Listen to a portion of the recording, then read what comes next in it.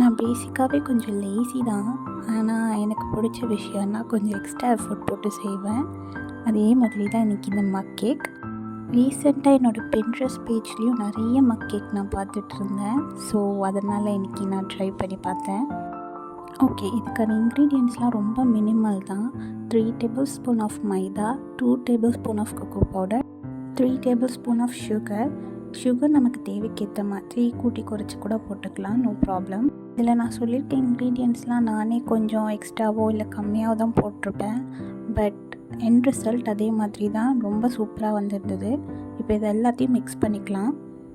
அதுக்கப்புறம் இதில் 1/4 tablespoon of baking powder, ஒரு பிஞ்ச் பேக்கிங் சோடா, அதையும் போட்டு மிக்ஸ் பண்ணி வெஜிடபிள் ஆயில் 2 டேபிள் ஸ்பூன் போட்டிருக்கேன்.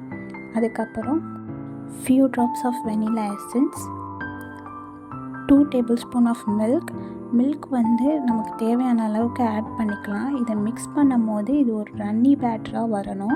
அதுக்கு தேவையான அளவுக்கு மில்க்கோ இல்லை நம்ம தண்ணியோ கூட ஆட் பண்ணிக்கலாம். நான் முன்னாடியே சொன்ன ரன்னி கன்சிஸ்டன்சி இது தான். நல்லா லம்ஸ் எதுவும் இல்லாமல் க்ளீனாக ரன்னியாக வரணும். இது கூட சாக்கோ சிப்ஸ் ஆட் பண்ணிக்கலாம். இந்த மக் கேக்கை நம்ம ப்ரெஷர் குக்கரில் தான் செய்ய போகிறோம். ஸோ ப்ரீஹீட் பண்ணுறதுக்கு பேஸில் சால்ட் ஆட் பண்ணிவிட்டு அதுக்கு மேலே ஒரு சின்ன லிஃப்ட் பண்ணுறதுக்கு ஒரு ஸ்டாண்ட் மாதிரி போட்டுட்டு அதுக்கு மேலே நம்ம மக் கேக்கை வைக்கணும். இதுக்கு முன்னாடியே நான் ப்ரீஹீட் பண்ணனால நான் மக் கேக்கை ஸ்ட்ரெயிட்டாக வைக்கிறதுலேருந்து காட்டியிருக்கேன். இதை வந்து ஒரு 25 to 30 மினிட்ஸ் லோ ஹீட்லேயே குக் பண்ணணும். குக் பண்ணிவிட்டு ஓப்பன் பண்ணி நம்ம செக் பண்ணுறதுக்கு டூத்பிக் இன்சர்ட் பண்ணால் அது க்ளீனாக வரணும்.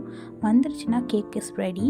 எப்பவும் போல் சாக்கோ ட்ரிசில் பண்ணி சாக்கோ சிப்ஸ் ஆட் பண்ணி சர்வ் பண்ணால் cake is ready. Hope you like this video.